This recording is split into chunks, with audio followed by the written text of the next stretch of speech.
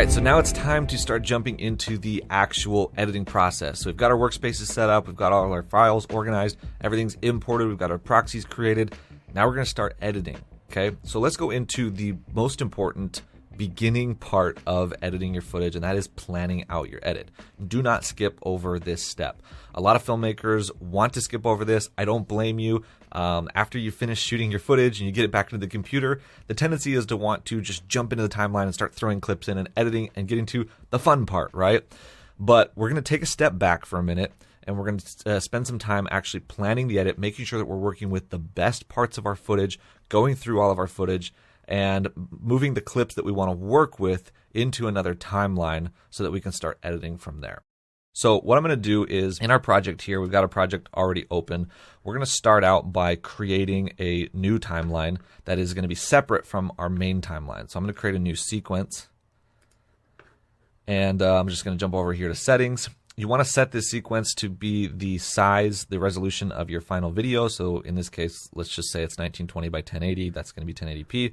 All of this stuff looks fine. And I'm going to name the sequence clips. You can call it whatever you want. This is what I typically call it. I'm going to put clips demo just for this video. Okay, so now that we have this sequence created, this is where we're going to start pulling out our clips or our selects from the video into this timeline. So what you're going to do is you're going to go through every single piece of footage that you've shot, and we're going to find just the very best, what I call magic moments.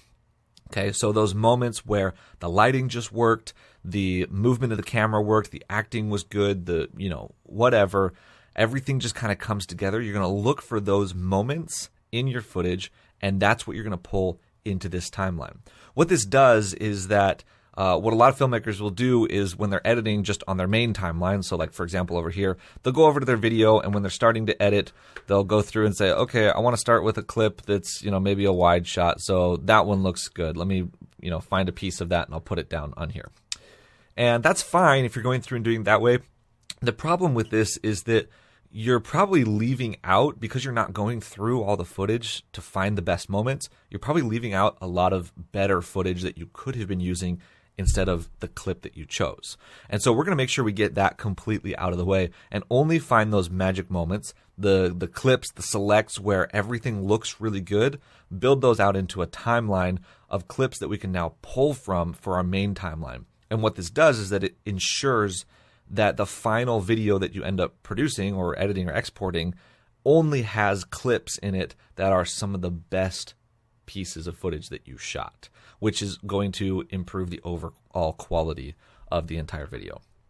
Okay, so I've got my clips demo timeline open here, and what I'm going to do is I'm going to start off with the very first clip and open it up in my source monitor and just start going through my footage and looking for those moments. Now, this is somewhat of a tedious process. Like I said, your tendency is going to be that you want to just jump into editing, but I promise you it is worth it to take the time to do this. So I'm just going to skim through these.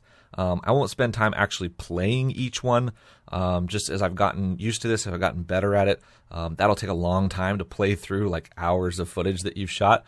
But I'll at least skim through them and just look for those moments where things work out. So you notice the beginning of this clip, I'm changing the exposure. The camera's moving all around. It doesn't look very good. And then finally it settles on where it wants to be. So if I was going to pull a clip from this, I'd probably pull something right in here where the camera's not moving too much. I'll hit I for my in point and then find my out point and hit I there and drag it into my timeline. Now I've got my first clip. It's asking me here if I want to change the timeline sequence because my footage is in 5K and the timeline's in 1080p. I'm going to keep existing settings. Okay, and then I'll go on to the next clip. Okay, so we'll go in here and try and find the piece that we want. So right here, for example, you'll notice that I've already selected this, which I used for the actual video that I created. There's this really nice camera move in. Everything's smooth.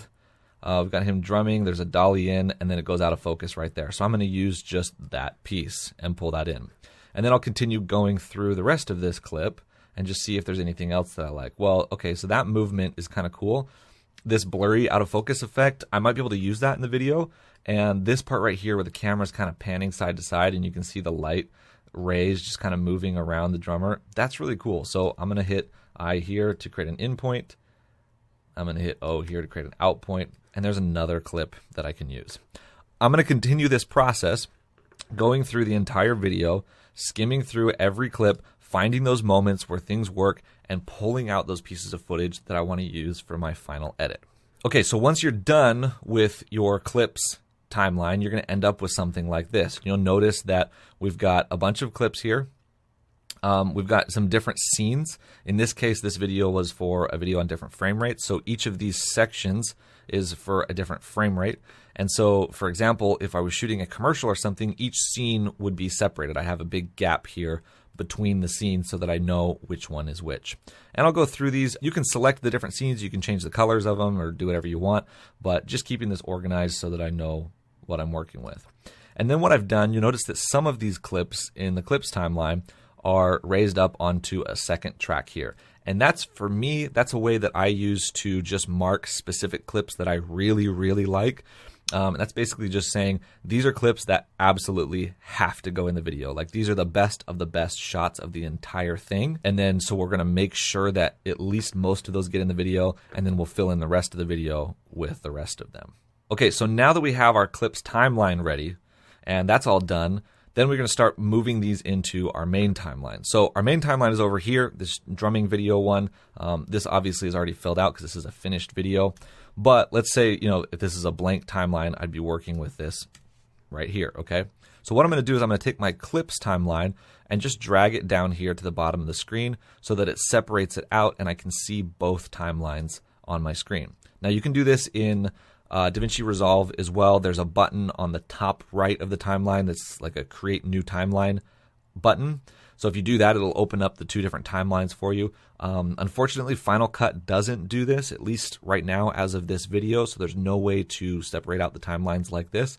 However, Final Cut does have, just above the timeline where the project name is, there's two little arrows that you can click on left and right so that you can actually move back and forth between timelines. So you won't be able to do exactly how we're doing it here, but you can copy and paste clips in Final Cut from your different timelines. So I've got my clips timeline down here below, and I've got my main timeline up here, and then this is where I'm going to start editing from. Okay, so I will be going through this clips timeline and moving clips up to the main timeline as I build out my edit. So in the next video, we'll talk about how to actually start editing and moving clips onto the timeline and creating your edit.